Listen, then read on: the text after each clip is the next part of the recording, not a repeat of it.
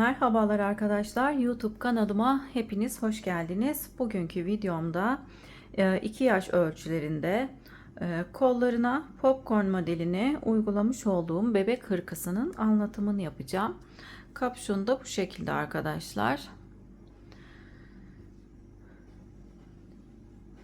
Hırkamızı 4,5 numara şiş kullanarak ördüm. 3 yumakta ip kullandım. İpimi şu şekilde göstereyim. Alize Softy Plus. Bu renkte örmek isterseniz de renk kodu 31. Ekran görüntüsü de alabilirsiniz arkadaşlar. Hırkamızın ölçüleri de şöyle. Beden genişliği 30 santim. Omuz kısmından beden uzunluğu 34-35 santim. Boyunu ve beden genişliğini istediğiniz ölçülerde yapabilirsiniz. Aynı sayılarda başlayıp roba artırmalarını birkaç sıra fazla yapabilirsiniz. Eğer büyük isterseniz, daha küçük isterseniz de birkaç sıra eksik örebilirsiniz. Boyunu da yine aynı şekilde daha küçük örüyorsanız birkaç sıra eksik örebilirsiniz. Ben 2 yaş için ördüğüm için arkadaşlar ilik aralarım 9 sıradan. Sizler 1 yaş için örerseniz de 8 haroşa sırasında bir iliklerinizi açabilirsiniz. Çok tatlı, yumuş yumuş bir bebek hırkası oldu arkadaşlar. Tam bebeklerin tenine göre. Şöyle arkasını da göstereyim. Arkası da böyle arkadaşlar. Kapşonun arkası bu şekilde. Video içerisinde ayrıntılı olarak anlattım. Hırkamıza kapşonundan başlayıp örüyoruz arkadaşlar. Örmesi gerçekten çok kolay. İpin yapısından dolayı çok kolay örülen, çok da çabuk ilerleyen bir model. Ben çok keyifli ördüm. Umarım sizler de beğenirsiniz. Kanalıma abone değilseniz ücretsiz olarak abone olabilirsiniz. Beğeni ve yorum yaparsanız sevinirim. Paylaşacağım yeni model videolarından haberdar olmak isterseniz de bildirim zilini açabilirsiniz. Şimdi hırkamızın yapılışına geçelim. Hepimize kolay gelsin. Hırkamıza kapşonundan örmeye başlıyoruz.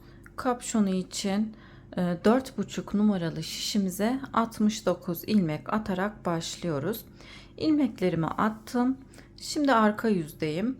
Arka yüzde ilmeklerimizi ters olarak öreceğiz. İlk ilmeği başlarken ters olarak örüyorum. Sonraki sıralarda örmeden alıyorum. Şimdi bütün ilmeklerimizi ters olarak örelim. Sıra sonunda bir ilmeğim kalana kadar ilmeklerimi ters olarak örüp geleceğim.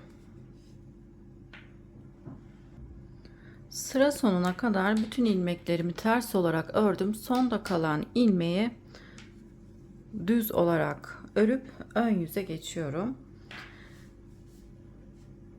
Sıra sonunda ördüğüm ilmeği sıra başında artık örmeden alacağım. Ön yüzdeyim, ilmekleri düz olarak örüyorum. Arka yüzde ters, ön yüzde düz olarak toplamda 13 sıra öreceğiz arkadaşlar. 7 santim olana kadar öreceğiz. 13 sıraya denk geliyor. Sizlerin şişinize, elinizin sıkılığına ve ipinize göre bu ölçüler değişiklik gösterebilir. O yüzden toplamda 7 santim olana kadar örelim. Ön yüzde düz, arka yüzde ters olarak örüp gelelim.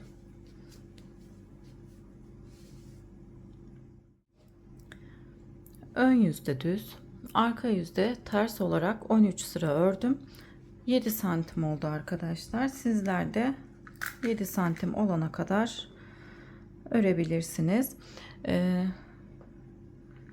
Şimdi her iki yüzde de ters olarak öreceğim. Haroşa olarak örmeye devam edeceğiz. Toplamda 16 sıra haroşa olarak örmem gerekiyor. Yine ilk ilmeği aldım. Diğer ilmekleri ters olarak örüyorum. Ben haroşayı ters olarak ördüğüm için her iki yüzde de ters olarak öreceğim. Sizler haroşanızı düz olarak örüyorsanız o şekilde de örebilirsiniz. Hiçbir problem olmaz. Toplamda 16 haroşa sırası örmemiz gerekiyor. Hem ön yüzde hem arka yüzde ters olarak örüyorum. Kenarları yine sıra sonundaki ilmeği düz olarak örüp sıra başında örmeden alıyoruz. Ben bu kısmı örerken düz şiş kullandım. Misinalı şişle de örebilirsiniz. Fark etmez arkadaşlar, misinalı ya da düz olması. Kol ve beden ayrımlarına geçince misinalı şişe geçeceğim ama daha rahat örebilmek için ilmek sayımız roba kısmında artacağı için misinalı şişe geçeceğim. Şimdilik düz şişle örüyorum. Toplamda 16 haroşa sırası olana kadar örüp gelelim. Kapşonumu 16 sıra olana kadar ördüm. 16 haroşa sırası ördüm. İlmeklerimi de şu şekilde ayırdım. 24 ilmek bu kenarda, 24 ilmek de bu kenarda. İlmek ayraçlarıyla belirledim. Ortada ise 21 ilmeğim var. Toplamda 69 ilmeğimiz var. Şimdi kapşonumuzun arkasını keserek öreceğiz. İlmek ayracımıza kadar 24 ilmeğimizi örelim.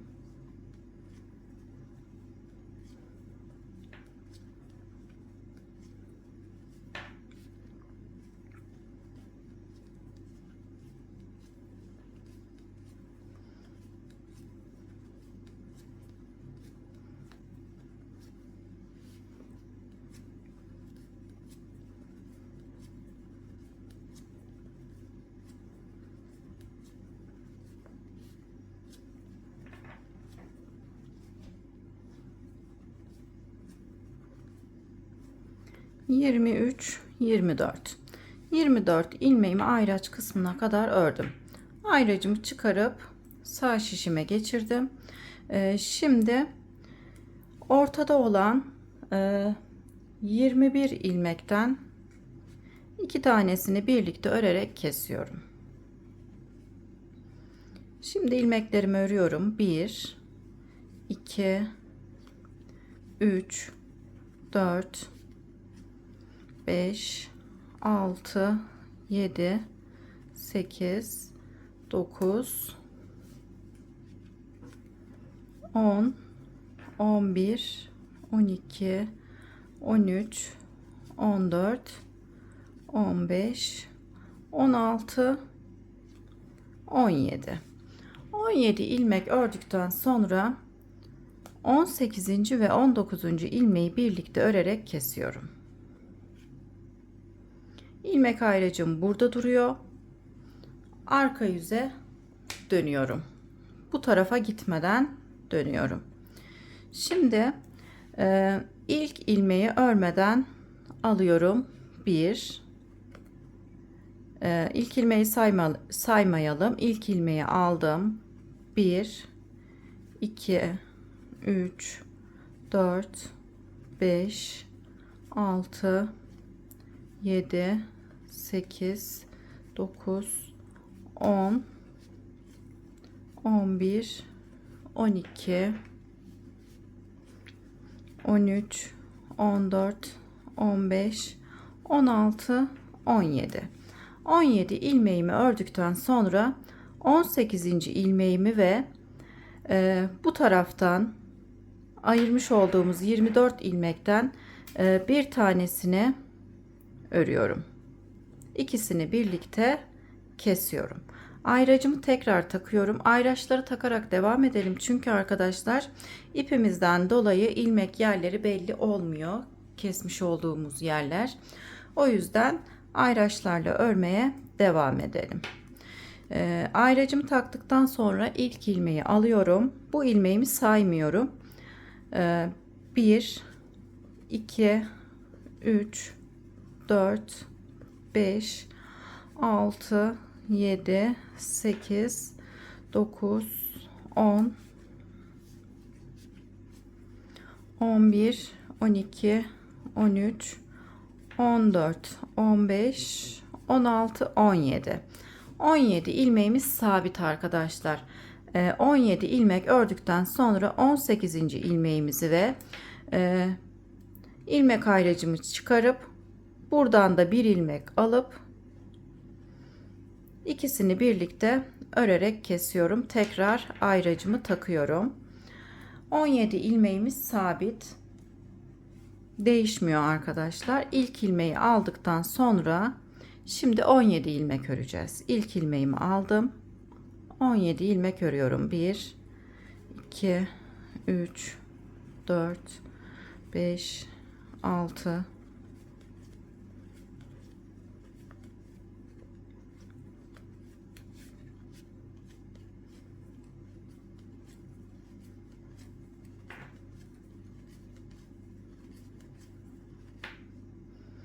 16, 17.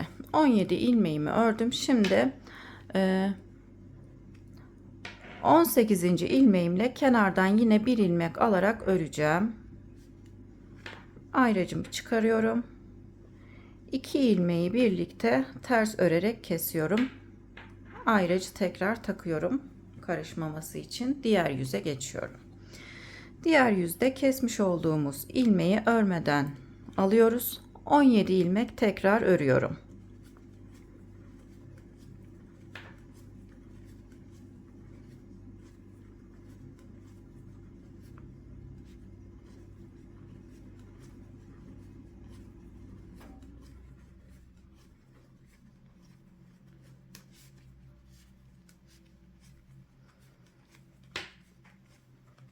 16, 17. 17 ilmeğimi ördükten sonra yine 18. ve bu kenardan da bir ilmek alarak 2 ilmeği birlikte örerek ikisini birlikte ters olarak kesiyorum. Ayracımı tekrar takıyorum. Şimdi arkadaşlar kenardaki ilmek sayımız 14 ilmek kalana kadar kesmeye bu şekilde devam edeceğiz. 2, 4, 6, 8, 10, 12, 14. Buradaki ilmekleri her sırada birer ilmek keserek eksilteceğiz. Burada da yine 14 ilmeğimiz kalana kadar kesmeye devam edelim ilmeklerimizi. Şimdi yine aynı şekilde döndüm. Bir kez daha göstereyim arkadaşlar. İlk ilmeği alıyoruz. İlk ilmeği saymadan 17 ilmek örüyoruz.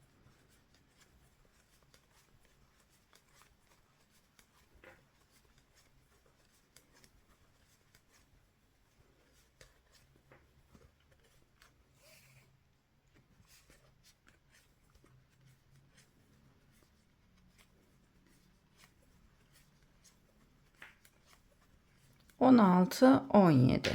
Şimdi 18. ilmekte bir de bu kenardan bir ilmek alıp ikisini birlikte ters olarak kesiyorum. Bu şekilde kesimlerimize devam edelim arkadaşlar. 17 ilmeğimiz sabit. 17. ilmeği ördükten sonra burada bir ilmek kalıyor. Bir ilmek orta kısımdan, bir ilmek de kenar kısımdan alarak kesmeye devam edelim. Kenarlarda 14 ilmeğimiz kalana kadar kesimlerimizi yapıp gelelim. Kapşonumuzun arka kısmını örerek kapatıyoruz arkadaşlar. Her iki kenarda da 14 ilmeğim kaldı. 14 ilmek bu kenarda, 14 ilmek de bu kenarda. Şimdi ilmekleri üçer üçer keseceğiz. En son 2 ilmek kestim, dönüyorum. 14 ilmeğim kaldı bu kenarda. 2 ilmek orta kısımdan keseceğim. Artık orta kısımda olan ilmeklerimiz de eksilmeye başlayacak. Bir ilmek de yine kenarlardan alarak kesmeye devam edeceğiz. İlk ilmeği örmeden aldım. 1, 2, 3, 4, 5, 6,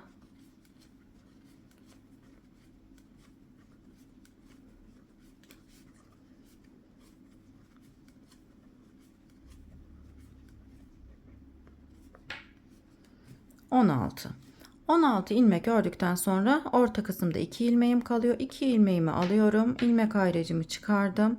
Kenardan da bir ilmek alarak 3 ilmeği birlikte örerek kesiyorum. Ayracımı tekrar takıyorum. Diğer yüze geçiyorum. İlk ilmeği alıyorum. Yine orta kısımda 2 ilmek kalana kadar ters olarak örüyoruz. Kenarlarda 8 ilmeğimiz kalana kadar 3 ilmek keserek devam edeceğiz. Orta kısımdan 2 ilmek, kenardan da 1 ilmek alarak 2 ilmeğim kaldı. 2 ilmeğimi aldım, ayracımı çıkardım. Kenardan da 1 ilmek alacağım. Kenardan da 1 ilmek alıp 3 ilmeği birlikte örerek kesiyorum. Artık üçer üçer kesimlerimize devam ediyoruz. Ayracımı takıyorum.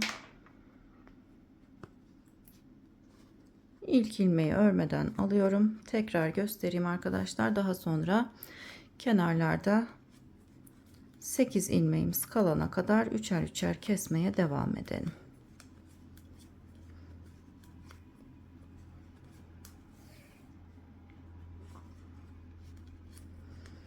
Orta kısımdan 2 ilmek, kenardan da 1 ilmek alarak kenarlarda 8 ilmeğimiz kalana kadar kesmeye devam ediyoruz. 2 ilmeğimi alıyorum, ayracımı çıkardım. Kenardan da 1 ilmek alarak 3 ilmeği birlikte örerek kesiyorum. Bu şekilde kesimlerimize devam ediyoruz. 2 ilmek orta kısımdan, 1 ilmek kenar kısımdan alarak ilmeklerimi eksilterek devam ediyorum. Şimdi kenarlarımız 8 ilmek kalana kadar üçer üçer kesip gelelim. Kenarlarda 8 ilmeğim kalana kadar ördüm. 8 ilmek kenarlarda, ortada ise 7 ilmeğimiz kaldı.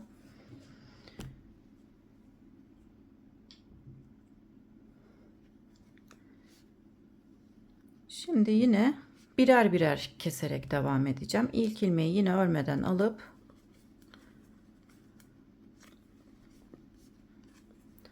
ortada olan ilmeklerden bir tane, yine kenardan birer ilmek alarak ikişer ikişer kesmeye devam ediyoruz. Önce ikişer ikişer kestik, daha sonra üçer ilmek kestim.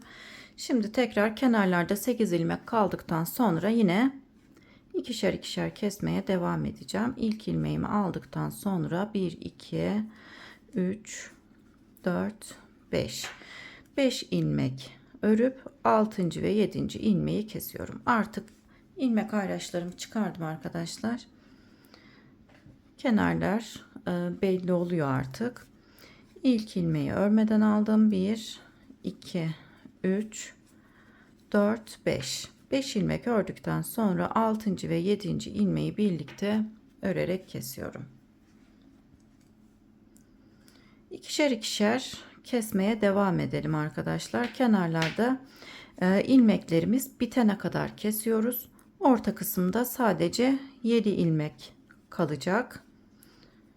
Bu şekilde 7 ilmek kalana kadar ilmeklerimizi keselim. Kenarlardaki ilmekleri keserek bitiriyoruz. Orta kısımda sadece 7 ilmek kalıyor. Şimdi o kısma kadar örüp geliyorum.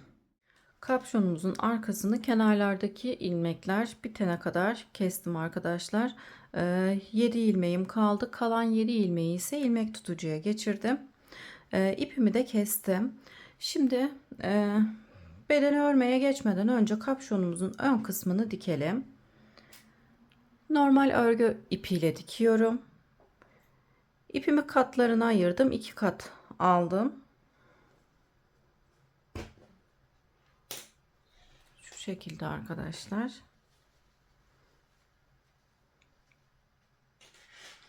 Düz olan kısım dışta kalacak şekilde. Bu kısmı ikiye katlayalım.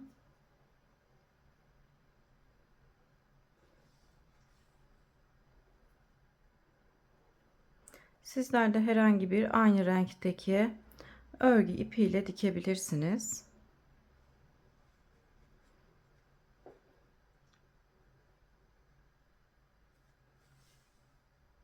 kısma daha sonra bağcık ya da bağcık yaparak ya da kurdele geçirerek kullanacağız.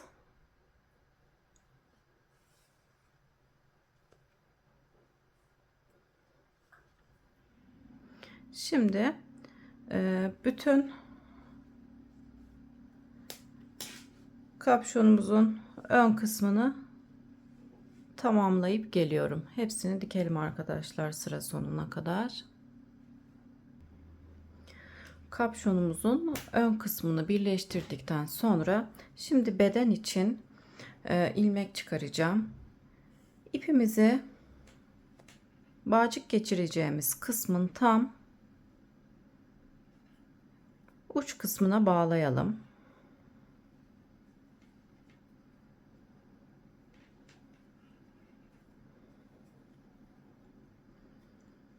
İpimi buraya bağladıktan sonra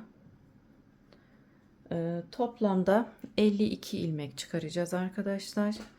23 ilmek bu kısımdan. Burada 7 ilmeğimiz var. 7 ilmeğimizi öreceğiz. Daha sonra 22 ilmek de bu kısımdan, toplamda 52 ilmek çıkarmamız gerekiyor. Misinalı şiş kullanmaya geçiyorum arkadaşlar. Daha rahat örebilmek için ilmek sayım artacak çünkü. İlmeklerimizi tam bu kısımdan çıkarmaya başlayalım. İsterseniz tığ yardımıyla, isterseniz de şişle de çıkarabilirsiniz.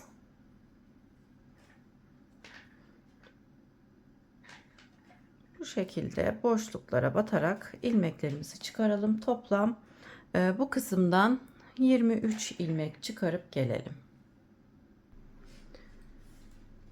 23 ilmeğimi çıkardım. Tam ortada olan 7 ilmeğimi ise şişime geçirdim. Şimdi burada olan ilmekleri, 7 ilmeğimi düz olarak örüyorum.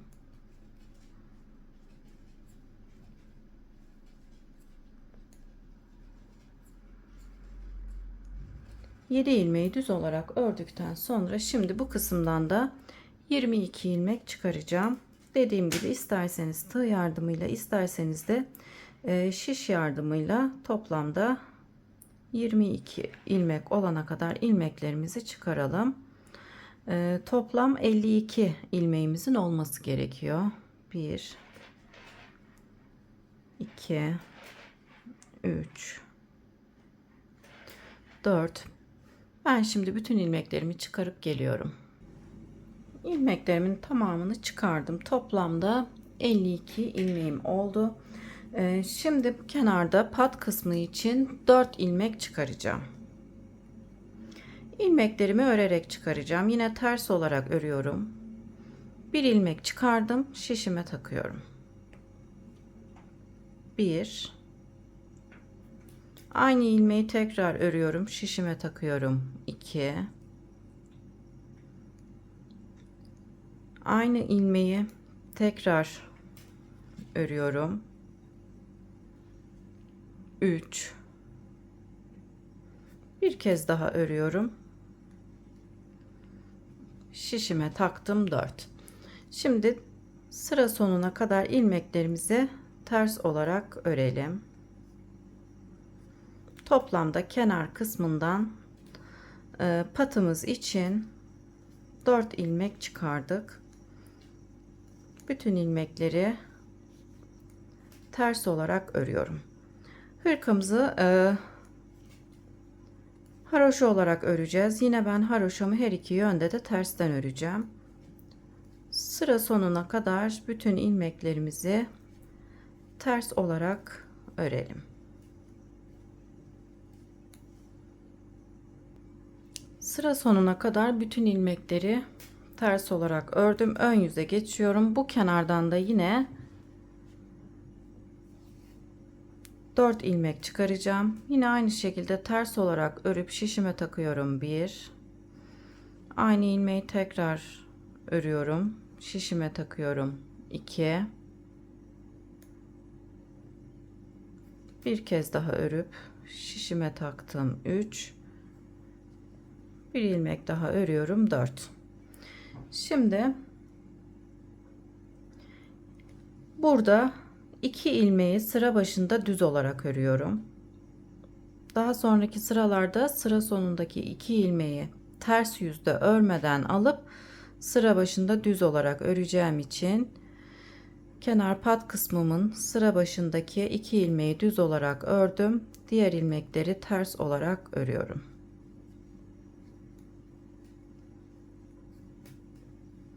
Sıra sonunda 2 ilmeğim kalana kadar ilmeklerimizi ters olarak örelim.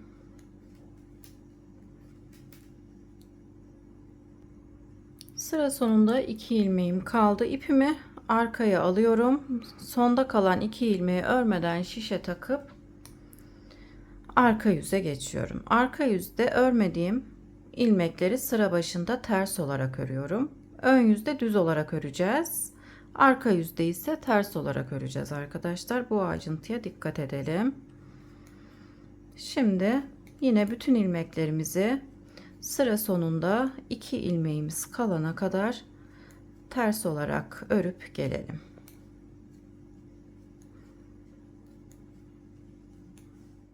Sıra sonunda arka yüzde 2 ilmeğim kalana kadar ördüm. İpim önde duracak.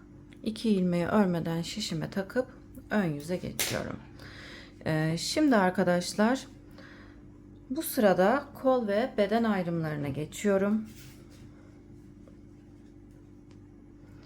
Sıra başında örmediğim 2 ilmeği düz olarak örüyorum.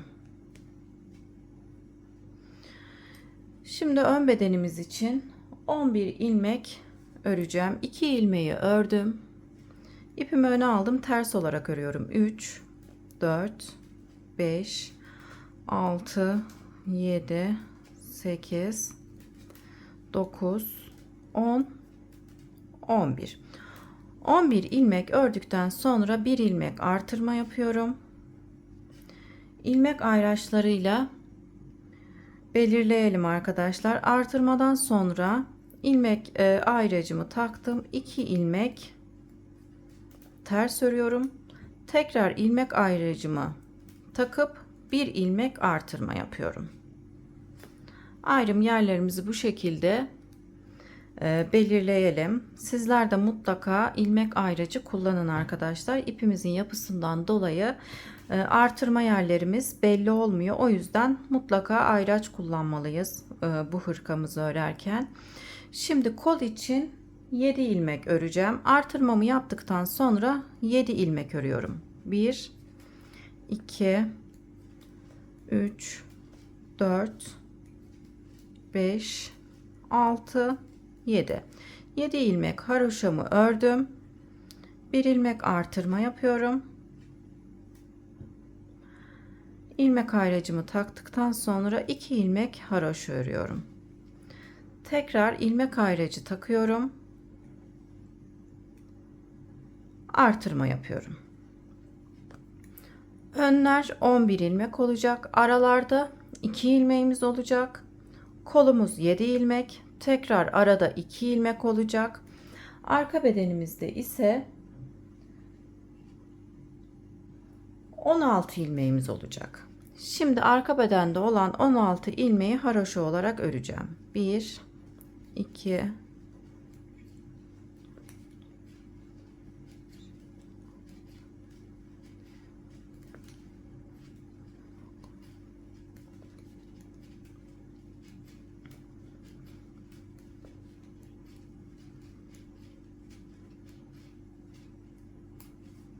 arka beden için 16 ilmeğimi ördüm. Bir ilmek artırma yapıyorum. İlmek ayracımı taktıktan sonra 2 ilmek ters örüyorum arada olan ilmeklerimi. Tekrar ilmek ayracımı takıp bir ilmek artırma yapıyorum. Şimdi kolda olan 7 ilmeğimi haroşa olarak öreceğim. 1, 2, 3, 4, 5, 6, 7. Kol için 7 ilmek ördükten sonra bir ilmek artırma yapıyorum. İlmek ayracımı takıyorum. 2 ilmek haroşa örüyorum. Tekrar ayracımı taktıktan sonra bir ilmek artırmamı yaptım. Önümüzde 2, 4, 6, 8, 10, 11 ilmeğimiz kalması gerekiyordu arkadaşlar. Önde 11 ilmek kaldı. Şimdi 11 ilmeğimizi de haroşa olarak örüyoruz.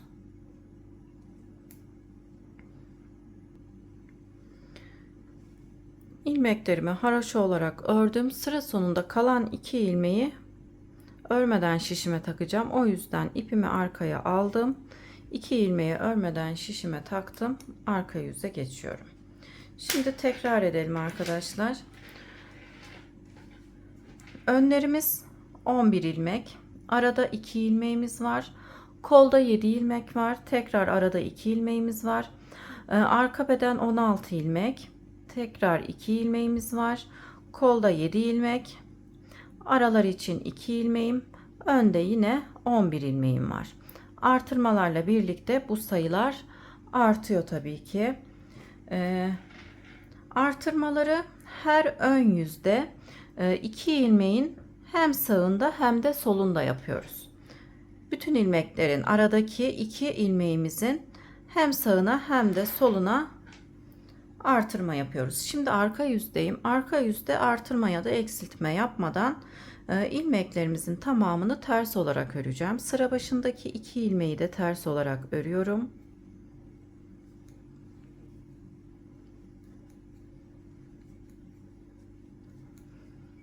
Bütün ilmeklerimizi ters olarak örüyoruz. Hem artırma yapmış olduğumuz ilmekleri hem de diğer ilmekleri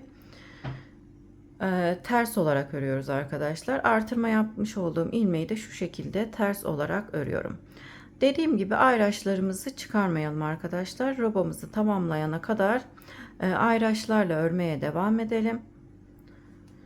İpimizin yapısından dolayı artırma yerlerimiz belli olmuyor. O yüzden karıştırmamak için ayraçlarla örmeye devam edelim. Artırdığımız ilmeği de ters olarak örüyorum. Şimdi sıra sonunda ilmeklerimizin tamamını ters olarak örelim. Sıra sonunda 2 ilmeğimiz kalana kadar ilmeklerimizin tamamını ters olarak örüp gelelim. Sıra sonunda 2 ilmeğim kalana kadar ilmeklerimi ters olarak ördüm. Sondaki 2 ilmeği örmeden şişime takıp ön yüze geçiyorum. Ön yüzde sıra başında örmediğimiz 2 ilmeği düz olarak örüyoruz. Bir artırma sırasını tamamlamıştık arkadaşlar. Şimdi ikinci artırma sırasına geçiyoruz. 2 ilmeği düz ördükten sonra ayraç kısmıma kadar ilmeklerimi ters olarak örüyorum.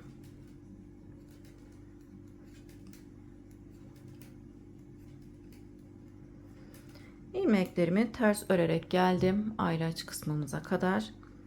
Bir ilmek artırma yaptım. Ayracımı şişime geçirip aradaki 2 ilmeği ters olarak örüyorum. Tekrar ayracı şişime geçirip bir ilmek artırma yapıyorum. Şimdi kolda olan ilmeklerimi ters olarak öreceğim. Bir önceki sırada kolda 7 ilmek örmüştük. Bu sırada 9 ilmek öreceğiz. 1 2 3 4 5 6 7 8 9 9 ilmek ördükten sonra bir ilmek artırma yapıyorum. Ayracımı geçirdikten sonra aradaki 2 ilmeği ters olarak örüyorum. Tekrar ayracımı geçirdim. Arka bedende olan ilmeklerim ayracımızı geçirdikten sonra artırma yapıyoruz. Artırmalarımızı unutmayalım. Şimdi arka bedende olan ilmeklerimizi ayraç kısmına kadar ters olarak örelim. Ayracımıza kadar ters örerek geldim. Bir ilmek artırma yapıyorum. Ayracımı geçirdim. 2 ilmek ters örüyorum. Tekrar ayracımızı geçirdikten sonra bir ilmek artırmamızı yapıyoruz. Kolda olan ilmeklerimizi örüyoruz.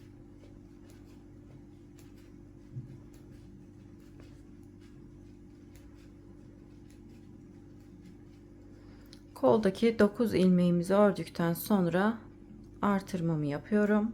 Ayracımı geçirip 2 ilmeği ters olarak örüyorum. tekrar ayracımı geçirdikten sonra ön beden içinde bir ilmek artırma yapıyorum.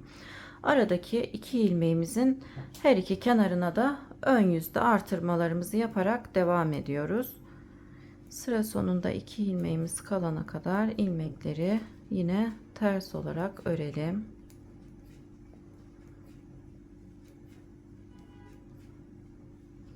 İpimi arkaya aldım. Sondaki iki ilmeği örmeden şişime takıp arka yüze geçiyorum. Arka yüzde herhangi bir artırma ya da eksiltme işlemi yapmadan sıra sonunda iki ilmeğimiz kalana kadar bütün ilmekleri ters olarak örelim. Sondaki iki ilmeği örmeden şişimize takıp ön yüze geçelim. Arka yüzü tamamladım. Ön yüze geçtim. Şimdi ön yüzde 3. artırma sırasındayız. Bu sırada ilik açacağım. Sıra başındaki iki ilmeği düz olarak örüyorum. Bir ilmek ters ördüm. Bir ilmek daha ters örüyorum. Daha sonra alttaki ipi şu şekilde sol şişime geçirip geçirmiş olduğum ilmeği de ters örüyorum. Yanındaki iki ilmeği birlikte örerek kesiyorum. Buraya ilk iliğimi açmış oldum. Farklı ilik açma tekniklerinde kullanabilirsiniz. Hangisi size kolay gelirse. Yine ilmeklerimi ayraç kısmıma kadar ters olarak örüyorum. 3. artırma sırasındayız. Ön yüzde yine artırmalarımızı yapalım.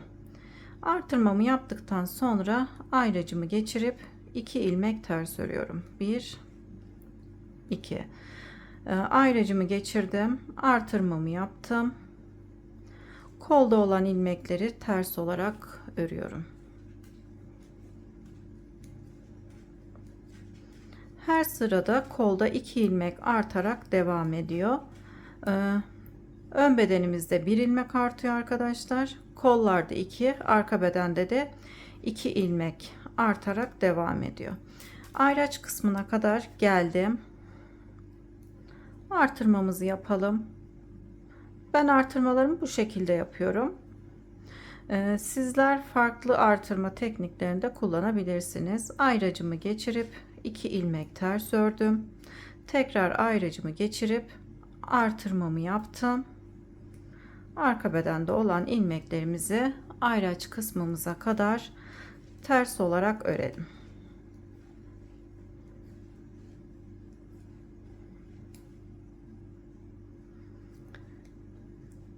Ayraç kısmıma kadar geldim. Artırmamı yapıp ayracımı geçiriyorum. 2 ilmek ters örüp ayracımı geçirdikten sonra tekrar kol için artırmamızı yapıyoruz. Kolda olan ilmeklerimizi haroşa olarak örüyoruz. Her ön yüzde arada olan iki ilmeğimizin hem sağına hem de soluna artırma yaparak robamız boyunca örüyoruz. Robamızın genişliği istediğimiz uzunluğa gelene kadar örüyoruz. Artırma yaparak devam ediyoruz.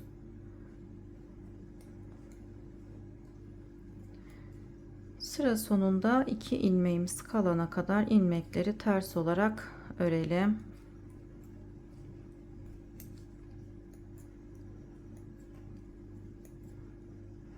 Sıra sonunda 2 ilmeğim kaldı. Sondaki 2 ilmeği örmeden şişimi alıp arka yüze geçiyorum. Arka yüzde artırma yapmadan bütün ilmeklerimizi ters olarak örelim. Sıra sonunda 2 ilmeğimiz kalana kadar arkadaşlar. Ters olarak örelim. Sondaki 2 ilmeği örmeden şişimize takıp ön yüze geçelim. 4. artırma sırasına. 4. artırma sırasında kollarımıza popcorn yapacağız. Şimdi arka yüzü tamamlayıp ön yüze geçip geliyorum. Ön yüze geçtim. 4. artırma sırasındayız. Bu sırada kolda olan ilmeklerimizin tam ortasındaki ilmeğimize popcorn yapacağım. Sıra başındaki 2 ilmeği düz olarak ördüm. Ayracımıza kadar ilmeklerimizi ters olarak örelim. Bir önceki sırada burada ilik açmıştık arkadaşlar. Toplamda 8 ya da 9 haroşa sırasında bir iliklerimizi açalım. Beden boyunu biraz uzun isterseniz 9, daha kısa isterseniz de 8 haroşa sırasında bir iliklerimizi açalım.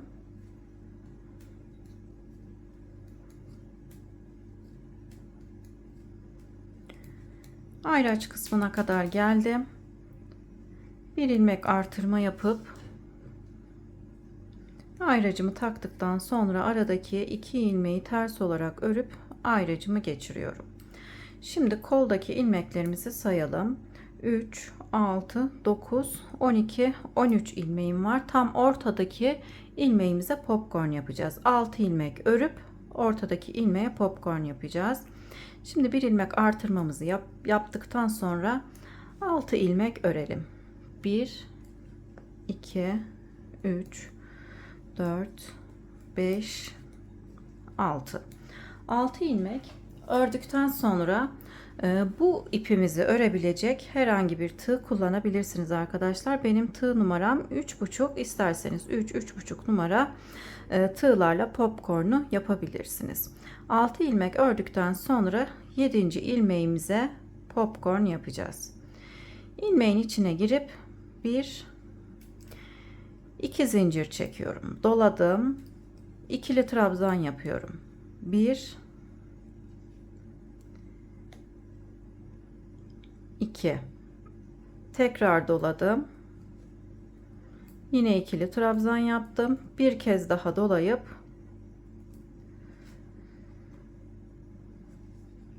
ilmeğin içerisine girip 3. trabzanımı yaptım. Bir zincir çekip 3 tane ikili trabzan yapıyoruz. Bütün ilmeklerimi topluyorum.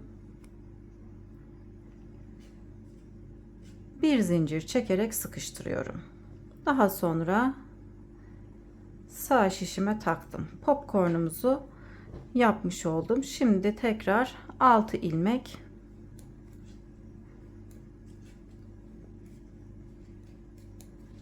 ters olarak örüyorum. Daha sonra bir ilmek artırma yapıp ayracımı geçirip 2 ilmeği örüyorum. Tekrardan ilmek ayracımı geçirip arka beden için bir ilmek artırma yapıyorum. Şimdi arka bedende olan ilmeklerimizi ters olarak örelim. Diğer kolumuza da popcorn yapacağız.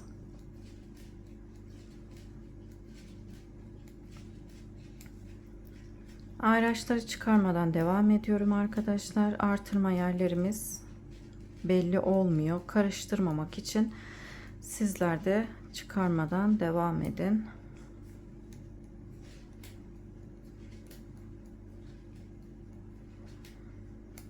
Ayraç kısmıma kadar geldim.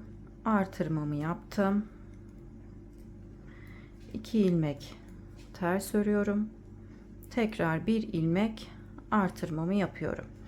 Kola geldim. Kolda yine tam ortada olan ilmeğimize popcorn yapacağım. 6 ilmek örüyorum. 2, 3, 4, 5, 6. 6 ilmek ördükten sonra 7. ilmeğimize popcornumuzu yapalım. Bir zincir çektim. 2 zincir çekiyorum. 3 kez ikili trabzan yapalım.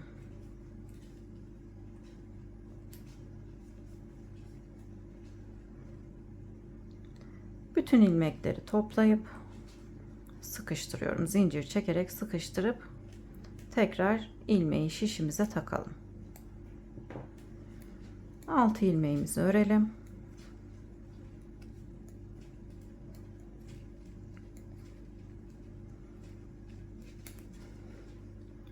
Bir ilmek artırma yapıp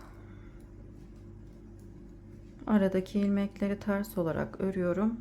Tekrar ön bedenim için bir ilmek artırmamı yaptım. Ön bedende olan ilmeklerimi sıra sonunda 2 ilmeğim kalana kadar ters olarak örüyorum.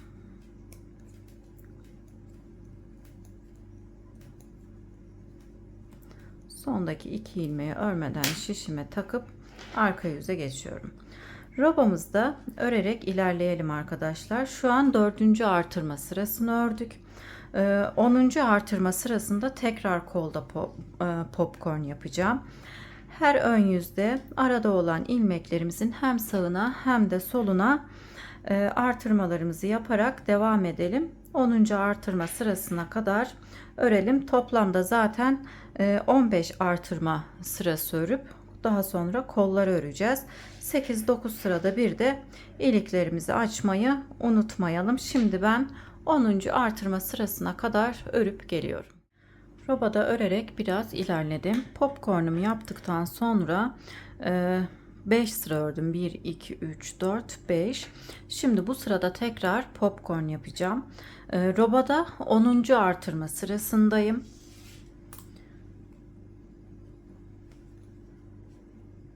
Şimdi sıra başındaki 2 ilmeği düz olarak ördüm. 1, 2, 3, 4. Kenar ilmeklerimizi de sayalım arkadaşlar. 1, 2, 3, 4, 5, 6, 7, 8, 9, 10, 11, 12, 13, 14, 15, 16, 17, 18, 19, 20. Bir ilmekte artırma yapıyorum. 21. Ön bedenimizde 11 ilmekle başlamıştık. 10 artırma sırası yaptık. Yani 10. artırma sırasındayız. Toplamda ön bedenimizde 21 ilmeğimiz oldu. Kaçıncı artırma sırasında olduğumuzu ön bedendeki ilmekleri sayarak da anlayabiliriz. 10. artırma sırasındayız. Ayracımı geçirdikten sonra aradaki 2 ilmeği ters olarak ördüm. Tekrar ayracımı geçirdim. Bir ilmek kolda tekrar artırma yapıyorum. 10. artırma sırasındayız. Şimdi 5 ilmek haroşa öreceğim. Artırmamı yaptıktan sonra 1, 2, 3, 4, 5. 5 ilmek ördükten sonra 6. ilmeğimize artırmamızı yapıyor, popcornumuzu yapıyoruz. Yine aynı şekilde 2 zincir çekip 3 kere ikili trabzan yapıyoruz. 1, 2, 3. 3 defa ikili trabzan yaptıktan sonra bütün ilmeklerimizi toplayıp ilmeği şişime geçiriyorum.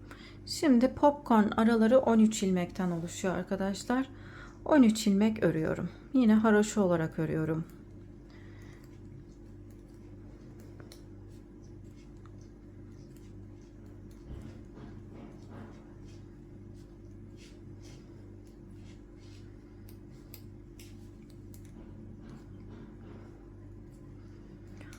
ilmeğimi ördükten sonra 14. ilmeğimize yine aynı şekilde popcornumuzu yapalım.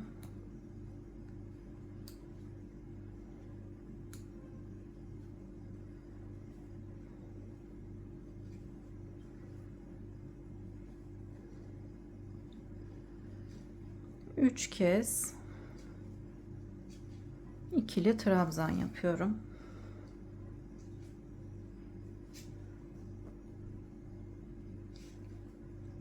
İlmeği şişime takıyorum. Popcornumu yaptıktan sonra 5 ilmek örüyorum.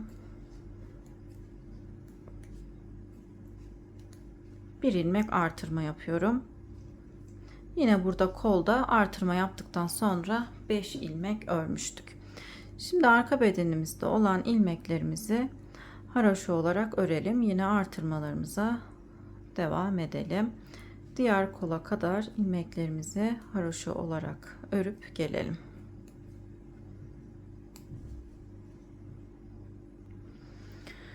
Diğer kola kadar ördüm. Burada yine artırmamı yaptım. Şimdi kol için bir ilmek artırmamı yapıyorum.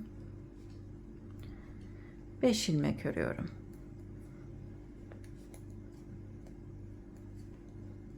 5 ilmeğimi ördükten sonra 6. ilmeğimize popcornumuzu yapalım.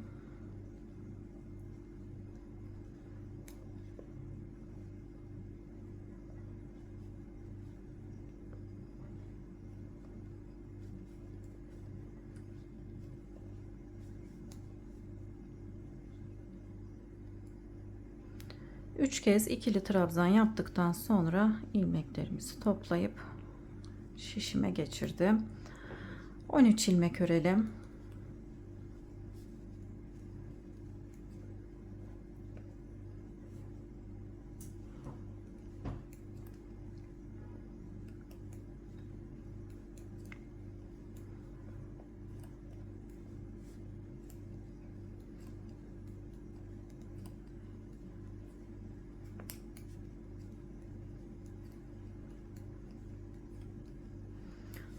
ilmek ördükten sonra ilmeğimize popcornumuzu yapalım. İsterseniz bu hırkanızda popcorn modelini kullanmayabilirsiniz arkadaşlar. Düz örgü olarak da örebilirsiniz ama popcorn yapınca çok güzel duruyor. O yüzden ben popcornlu olarak anlatıyorum. Sizler dilerseniz popcornsuz da çalışabilirsiniz.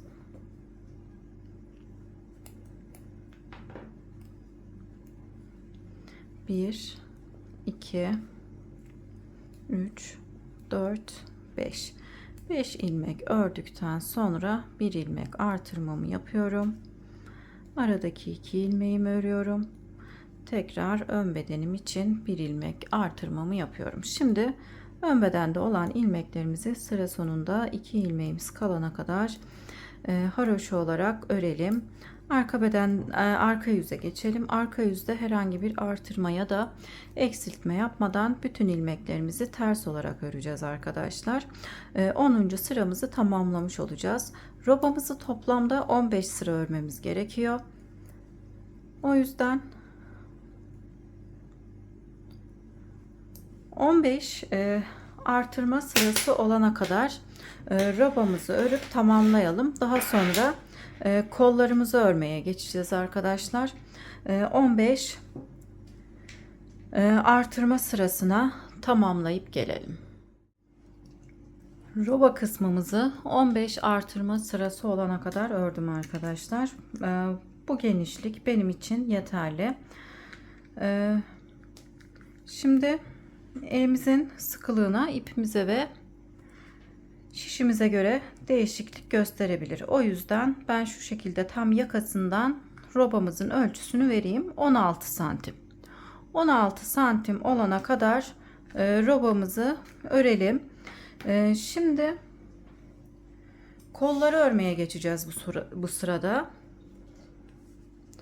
Ön bedenimizde olan ilmeklerimizi örelim arkadaşlar. Arada olan 2 ilmeğin bir tanesini ön bedene ekleyeceğiz. Diğerini kola ekleyeceğiz. Yine sıra başındaki 2 ilmeği düz olarak örüyorum. 3 4 5 6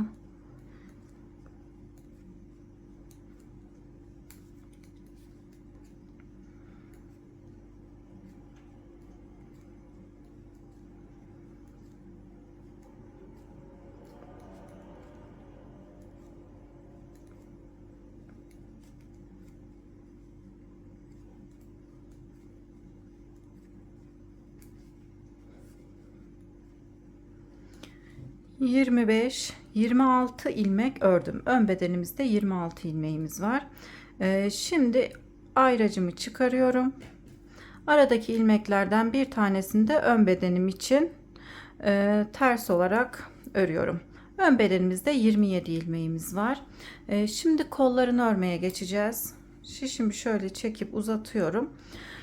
Farklı bir şişle öreceğim arkadaşlar. Yedek bir şişle, yine 4,5 numaralı şişle kolda olan ilmeklerimizi örelim. Ayracımı çıkardım. Yine aradaki 2 ilmeğin bir tanesini de kola ekliyorum. Bu sırada arkadaşlar tekrar popcorn yapacağım. Popcorn yerlerini şu şekilde belirleyeceğiz. Bütün ilmeklerimizi sayalım.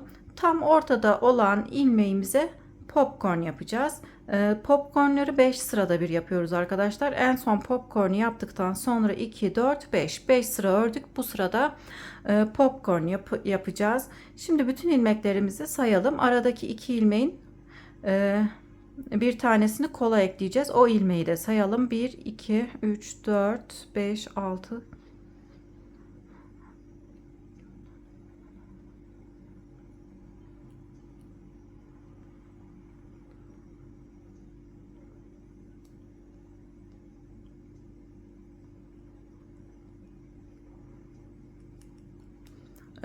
Toplamda 39 ilmeğimiz var.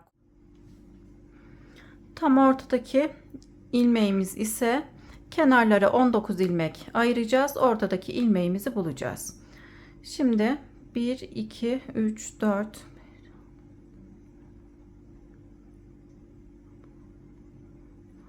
19. Kenara 19 ilmek ayırdım. Buradaki ilmeğimize popcorn yapmamız gerekiyor. Popcorn araları 13 ilmek arkadaşlar. 1, 2, 3, 4, 5, 6, 7, 8, 9, 10, 11, 12, 13. Bir de buradaki ilmeğimize popcorn yapmamız gerekiyor. O yüzden 2 ilmek ördüm. 3 ilmek daha örüyorum. 3, 4, 5. 5 ilmek ördükten sonra tekrar popcorn yapıyorum. Popcornumuzu yapalım 6. ilmeğe. 5 ilmek ördükten sonra 6. ilmeğimize popcornumuzu yaptık. Şimdi 13 ilmek örüp tekrar popcorn yapıyorum. 1, 2,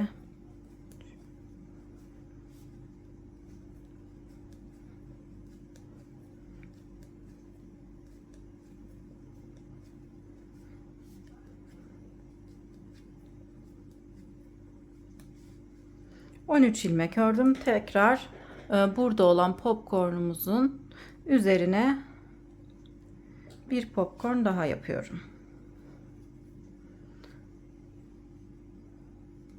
Şimdi popcornumuzu yapıp gelelim. Popcornumu yaptıktan sonra 13 ilmek daha örüyorum. Popcornlarımı diğer popcornları yaparak göstermiştim nasıl yapıldığını. Aynı şekilde yapalım. 2, 4, 5, 6, 7, 8,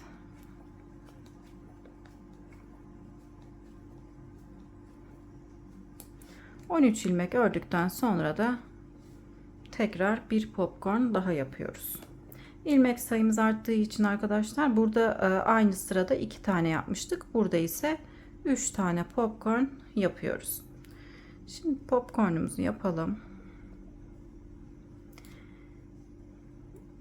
2 zincir çektikten sonra 3 kez ikili trabzan yaparak popcornumu yapıyorum. Bütün ilmekleri toplayıp birleştirip ilmeğe şişime geçiriyorum. 5 ilmek öreceğim. 1, 2, 3, 4. Ayracımı çıkarıyorum.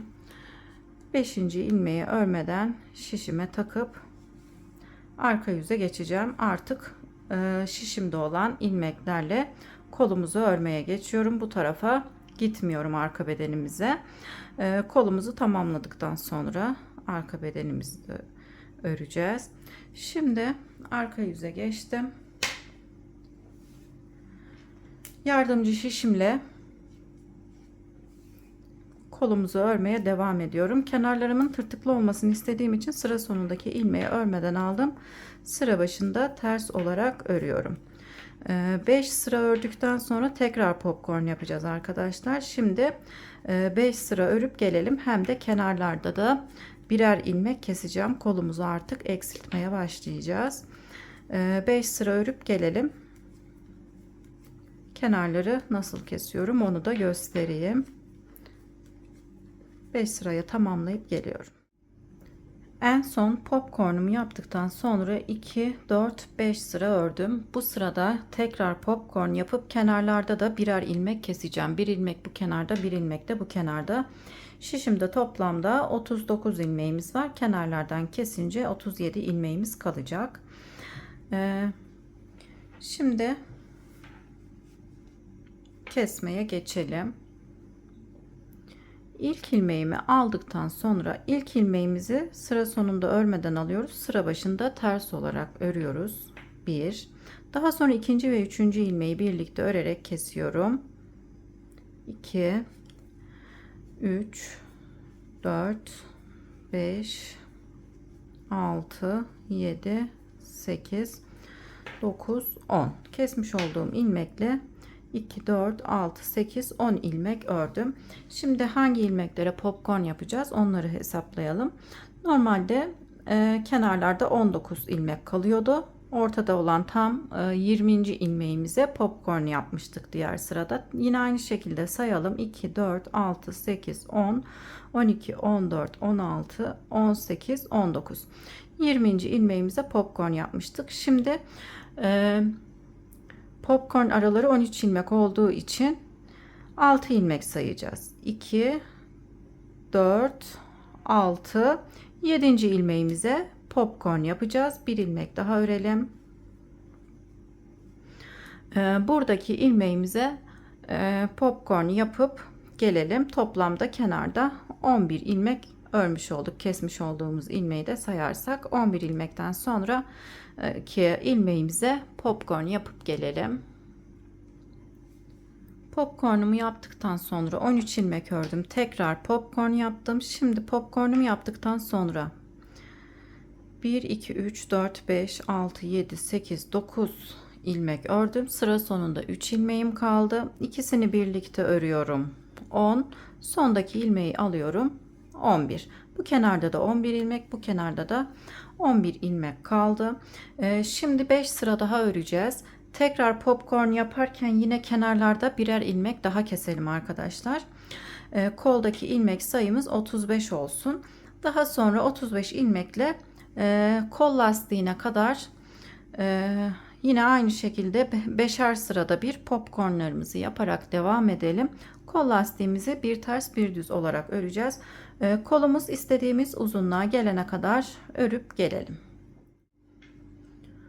Kolumu örerek lastik kısmına kadar geldim. Kolda önce 39 ilmeğimiz vardı. Daha sonra bu sırada kenarlarda birer ilmek kestim.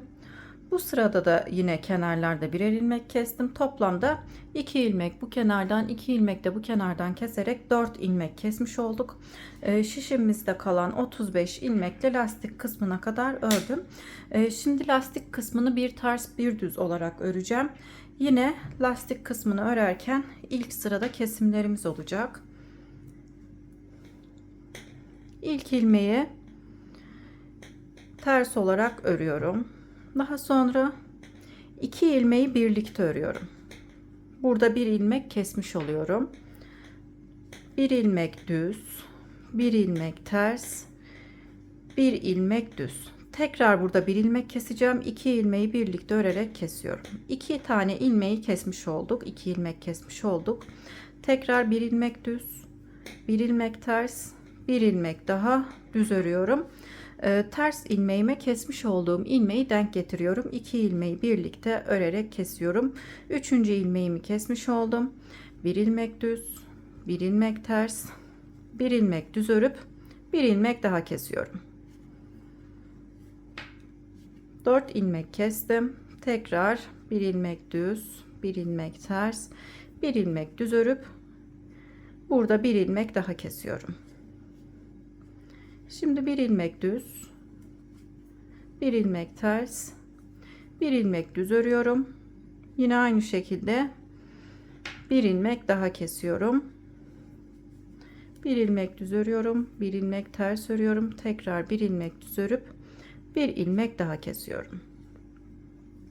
Bir ilmek düz örüyorum. Sıra sonundaki ilmeği de düz olarak örüp sıramı tamamlıyorum. Artık kenarları örmeden alıyorduk arkadaşlar. Lastik kısmını örerken sıra sonundaki ilmeği düz olarak örüyoruz. sıra başında örmeden alıyoruz. Şimdi şişimizde olan ilmeklerimizi sayalım. 2, 4, 6, 8, 10, 12, 14, 16, 18, 20, 22, 24, 26, 28. 28 ilmeğim kaldı. 28 ilmekle 7 sıra bir ters bir düz olarak lastik kısmımızı örelim arkadaşlar. Düz ilmekleri düz, tersleri ters olarak bir ters bir düz olarak toplamda 7 sıra olana kadar örüp gelelim. Kol lastiğimi 7 sıra ördüm arkadaşlar. Ben şöyle santim olarak da kolumuzun ölçüsünü vereyim. Önce lastik kısmının ölçüsünü vereyim. 4 santim kadar olana kadar örelim. Toplamda 7 sıra bir ters bir düz olarak ördüm. Kol altından da ölçüsünü vereyim. Kol altından da 23 santim. Yakasından ölçüsü de 33-34 santim. Şimdi ön yüzde 7. sırayı ördükten sonra arka yüzde kolu nasıl kesiyorum göstereyim. 2 ilmeği birlikte örerek keseceğiz. 2 ilmeği birlikte ters örerek kesiyorum. İlmeği tekrar şişime taktım. 2 ilmeği birlikte örerek kesiyorum. İlmeği tekrar şişe takıp 2 ilmeği birlikte örerek kesiyorum. Kol kesimini bu şekilde yapıyoruz. Şimdi bütün ilmeklerimizi kesip gelelim. Kol ilmeklerimi kestim. İpimi de uzun bıraktım arkadaşlar, daha sonra kolumuzu dikmek için. Şimdi arka bedenimizin köşe kısmına ipimi bağladım. Diğer kol ayrımına kadar yine ters olarak örelim.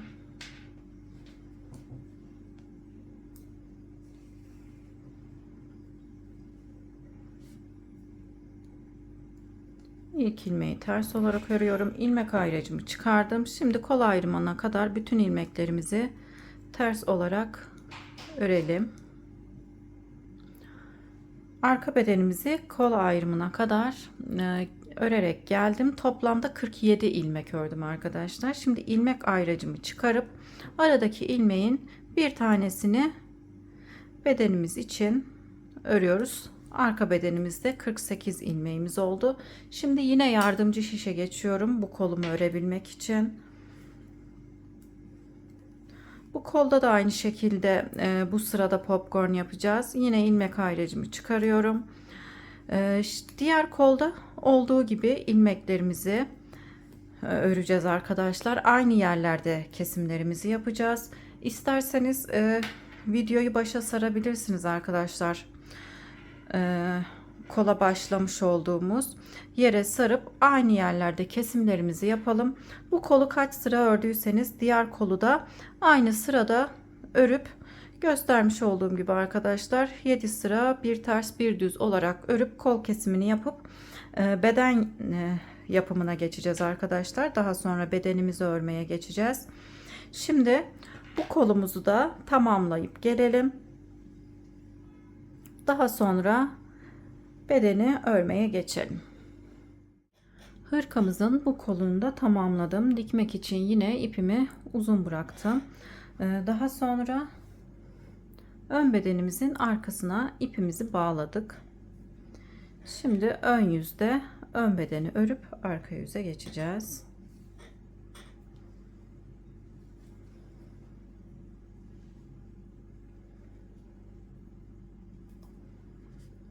İlmeklerimi yine ters olarak örüyorum. Ön yüzü tamamlayıp arka yüze geçelim.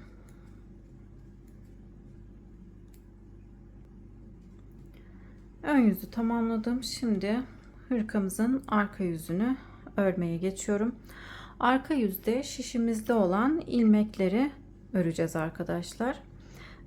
Bu yüzde herhangi bir artırma yapmadan ön bedenimizde, arka bedenimizde ve tekrar ön bedenimizde olan ilmekleri ters olarak örüp ön yüze geçelim. Bütün ilmeklerimi haroşa olarak ördüm. Şişimde toplamda 102 ilmeğim var. Şimdi kol altında bir ilmek artırma yapacağım. Burada da bir ilmek artırma yapacağım. Her iki kol altında da bir ilmek artırma yapacağız. Şimdi ilmeklerimizi yine haroşa olarak kol altına kadar örelim.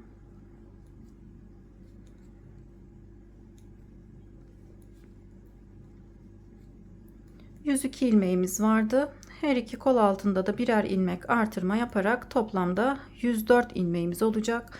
104 ilmeğimizle herhangi bir artırma ya da eksilme yapmadan 8-9 sırada bir iliklerimizi açarak beden kısmını öreceğiz.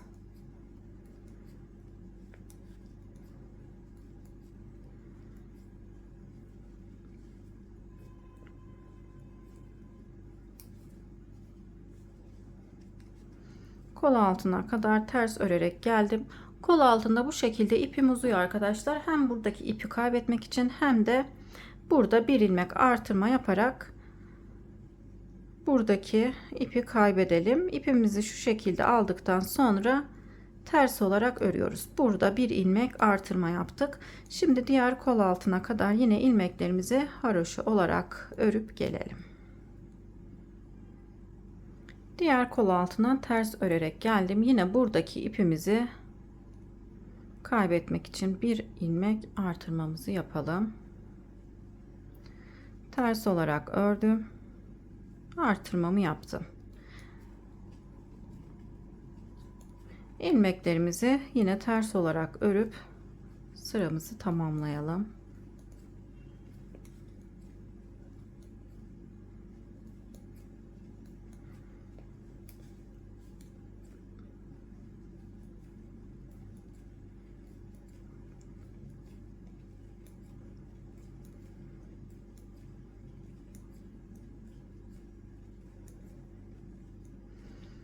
İpimi arkaya aldım. Sıra sonundaki 2 ilmeği örmeden şişime taktım.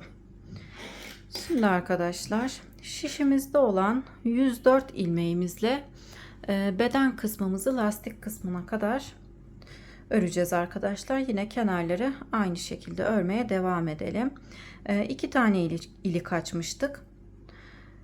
Toplamda 5 tane iliğimiz olacak. Her 9 sırada bir iliklerimizi açarak ilerleyelim. Ben 9 sırada açtım.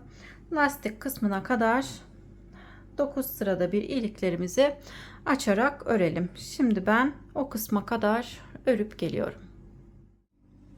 Hırkamızın bedeninin 9 haroşa sırasında bir iliklerimi açarak devam ettim. 4. iliğimizi burada açtıktan sonra 9 sıra ördüm. Şimdi lastik kısmını örmeye geçeceğim. Hem de 5. iliğimizi bu kısımda açacağız. Kol altından şöyle sıra sayısını da vereyim arkadaşlar. İsterseniz daha fazla örebilirsiniz tabii ki. Benimle aynı sırada örmek için 2, 4, 6, 8, 10, 12, 14, 16, 18, 20, 22 sıra kol altından sonra 22 haroşa sırası ördüm arkadaşlar. Zaten 9 sırada bir iliklerinizi açarsanız aynı sırada olacaktır. Şimdi 2 ilmeği düz olarak ördüm. Kenar kısmımız yine aynı şekilde devam edecek. Bir ilmek ters ördüm. Bir ilmek düz örüyorum. Daha sonra alttaki ipi şişime takıp burada iliğimi açıyorum. Alttaki ipi de ters olarak örüyorum. Daha sonra 2 ilmeği şu şekilde düz olarak kesiyorum. Bir ters bir düz olarak ördüğümüz için düz olarak kesiyorum. Daha sonra bir ilmek ters, bir ilmek düz, bir ilmek ters olarak örmeye devam ediyoruz. 4-5 ilmek keseceğim arkadaşlar. Her 10-15 ilmekte bir 4-5 ilmek keselim. Şimdi bir tane ilmeğimizi keselim. En son düz ördüm. Ters ilmeğime denk getiriyorum kesmiş olduğum ilmekleri. 2 ilmeği ters örerek kesiyorum. Bir ilmek düz, bir ilmek ters, bir ilmek düz, bir ilmek ters olarak yine 10-15 ilmekte bir ilmeklerimizi keselim. Toplamda 4-5 ilmek kesersek bizim için yeterli olur. Hırkamızın lastik kısmını 8-9 sıra örelim arkadaşlar. Kol lastiğimizi kesmiş olduğumuz gibi kesip hırkamızı tamamlayalım. Şimdi ben o kısma kadar örüp geliyorum. Beden kısmını kolları kesmiş olduğum gibi kesip tamamladım. Dediğim gibi 8-9 sıra bir ters bir düz olarak ördüm.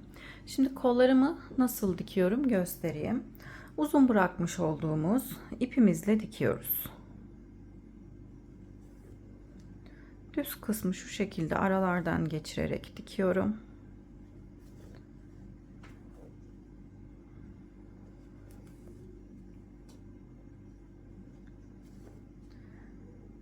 Tırtıklı kısımlara gelince tırtıklı kısımlardan ilmek alarak dikeceğiz. Lastik kısmını bu şekilde diktikten sonra tırtıklı kısımlardan ilmeklerimi alarak dikiyorum.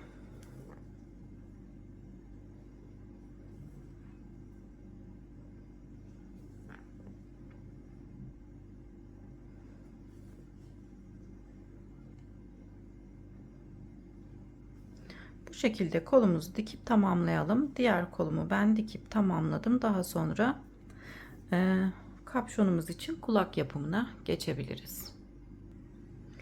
Kolumuzu diktikten sonra kapşonumuz için kulak yapımına geçiyoruz. 16 ilmekle 8 haroşa sırası ördükten sonra arkadaşlar kesim yapıyoruz. Şu şekilde ikiye katlıyorum. Kenarlarından dikeceğim. Yine ipimi normal örgü ipi kullanarak dikiyorum. 2 kat olarak aldım.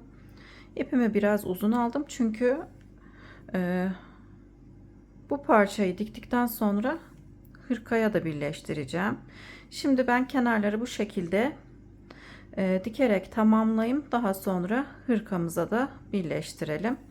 Bütün kenarları şu kısma kadar dikip geliyorum. Kulağımı bu şekilde diktim. Diğer kulağı da ben örüp dikmiştim arkadaşlar. Şimdi şu şekilde yapıyoruz. Arka kısmı da dikiyoruz. İki ucu birbirine birleştirip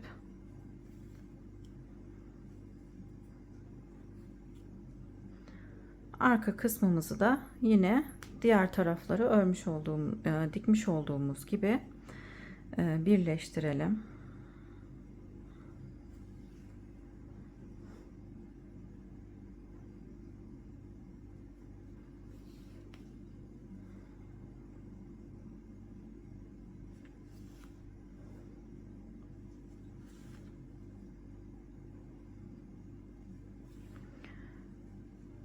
Bu kısmı da birleştirdim. Şimdi şu şekilde iç kısımdan köşe kısma geçiyorum. İğne yardımıyla geçtim. Tam kapşonumuzun köşe kısmına şu şekilde yerleştiriyorum. Düz bir şekilde dikiyorum.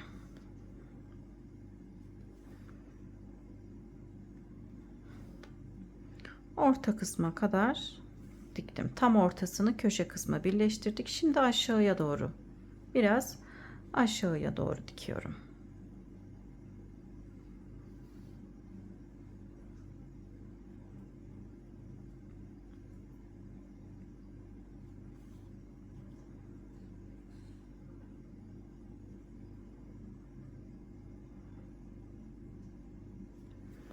Şimdi hırkamıza kulakları birleştirip geliyorum. Kulakları kapşonumuza dikip tamamladım. Bağcık yapmayacağım arkadaşlar. Bağcık için kurdele kullanacağım. Şimdi düğmelerimizi de dikip hırkamızı tamamlayıp gelelim. Düğmeleri dikip hırkamı tamamladım. 5 tane ilik açmıştık. 5 tane de bu şekilde çiçekli ahşap düğmeler kullandım. Sizler de tercihinize göre istediğiniz düğmeleri kullanabilirsiniz. Bağcığı için de kurdele kullandım arkadaşlar. Hırkamızı tamamlamış olduk. Çok tatlı, çok şirin bir hırka oldu.